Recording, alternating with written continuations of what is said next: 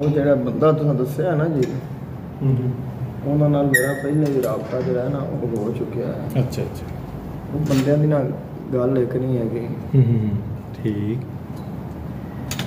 ਪਹਿਲੇ ਉਹਨੇ ਹੋਰ ਗੱਲ ਕੀਤੀ, ਫਿਰ ਉਹਨੇ ਹੋਰ ਗੱਲ ਕੀਤੀ, ਫਿਰ ਉਹਨੇ ਹੋਰ ਗੱਲ ਕੀਤੀ। ਮੈਂ ਇਹ ਬੰਦਾ ਹੀ 2 ਨੰਬਰ ਹੈ ਜਿਹੜਾ ਇੱਕ ਗੱਲ ਹੀ ਨਹੀਂ ਜਿੰਦੀ। ਹਾਂ ਬਿਲਕੁਲ। ਉਹਨੂੰ ਫਿਰ ਮੈਂ ਛੁੱਟੀ ਪਹਿਲੇ ਹੀ ਕਰਾ ਦਿੱਤੀ ਸੀ, ਤਾਂ ਫਿਰ ਮੈਂ ਤੁਹਾਡਾ ਲਿਆ ਵੀ ਆਖਣ ਅਜੇ ਉਹਨੂੰ ਉਹ ਮੁੰਡਾ ਜਿਹੜਾ ਹੈ ਨਾ, ਇਹ ਜਿਹੜਾ ਅਸ਼ਰਫ ਹੈ ਨਾ, ਇਹਦਾ ਉਹ ਭਤੀਜਾ ਹੈ। ਤਾਰਕ ਹੈ ਉਹਦਾ ਨਾਮ। ਉਹ ਰਹਿੰਦਾ ਸਾਊਦੀਆ। ਉਹਦੇ ਨਾਲ ਪਹਿਲੇ ਮੇਰੀ ਮੁਲਾਕਾਤ ਵੀ ਹੋ ਚੁੱਕੀ ਹੈ। ਹਾਂ ਨਹੀਂ ਉਹ ਫਿਰ ਮੈਨੂੰ ਇਹਨੇ ਦੱਸਿਆ ਨਹੀਂ, ਉਹ ਵਾਕਈ ਗੱਲ ਸੀ। ਉਹ ਪਹਿਲੇ ਉਹਨੇ ਆਖਿਆ ਜੀ ਕਾਲੀ ਸਾਹਿਬ ਨਹੀਂ ਕਾਇਮ ਹੋਣ ਵਾਲੇ, ਕਾਲੀ ਸਾਹਿਬ ਐਂ ਕਰੋ ਵੀ ਪਤਾ ਕਰੋ ਵੀ ਇਹ ਇੱਕ ਰਿਸ਼ਤਾ ਹੈ ਤੇ ਵੀ ਮੈਨੂੰ ਸਹੀ ਹੈਗਾ ਕਿ ਨਹੀਂ। ਮੈਂ ਵੇਖਿਆ, ਮੈਂ ਕਿਹਾ ਵੀ ਅਗਰ ਸਾਡਾ ਹੋ ਜਾਵੇ ਨਾ ਤੇ ਸਹੀ ਹੈ। ਫਿਰ ਉਹਨੇ ਆਖਿਆ ਯਾਰ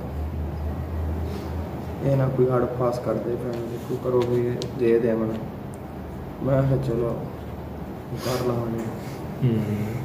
ਫਿਰ ਉਹਨੇ ਕਿਹਾ ਜੀ ਸਾਡਾ ਉਹਨਾਂ ਨਾਲ ਮੁਕਾਬਲਾ ਹੋਇਆ ਖੜਾ ਵੀ ਇੱਕ ਹੋਰ ਘਰ ਹੈ ਤੇ ਉਹ ਰਿਸ਼ਤਾ ਇਹ ਲੈਂਦਾ, ਅਸੀਂ ਵੀ ਲੈਂਦੇ ਹਾਂ। ਵੀ ਕੋਈ ਇਸ ਤਰ੍ਹਾਂ ਕਰੋ ਵੀ ਉਹਨਾਂ ਨੂੰ ਨਾ ਦੇਵਣ ਤੇ ਸਾਨੂੰ ਦੇਵਣ। ਉਹ 3 ਗੱਲਾਂ ਤੋਂ ਉਹਨੇ ਮੈਨੂੰ ਕਰ ਦਿੱਤੀਆਂ। ਫਿਰ ਮੈਂ ਜਾਣ ਕੇ ਮੈਂ ਉਹਨੂੰ ਕੋਈ ਮੈਂ ਕਿ ਨਹੀਂ ਯਾਰ ਇਹ ਆਪਣੇ ਵਾਸਤੇ ਨਹੀਂ ਸਹੀ ਨਹੀਂ ਹੈਗਾ।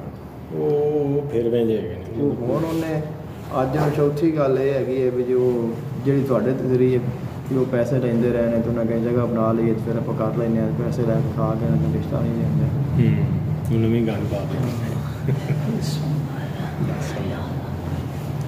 ਤੁਹਾਨੂੰ ਤਾਂ ਦੱਸਿਆ ਤੁਸੀਂ ਨਾਰਾਜ਼ ਨਾ ਹੋ ਜਾਓ ਵੀ ਮੈਂ ਨਹੀਂ ਆਪਾਂ ਨੂੰ ਜਿਹੜੀ ਗੱਲ ਹਕੀਕਤ ਚਲੋ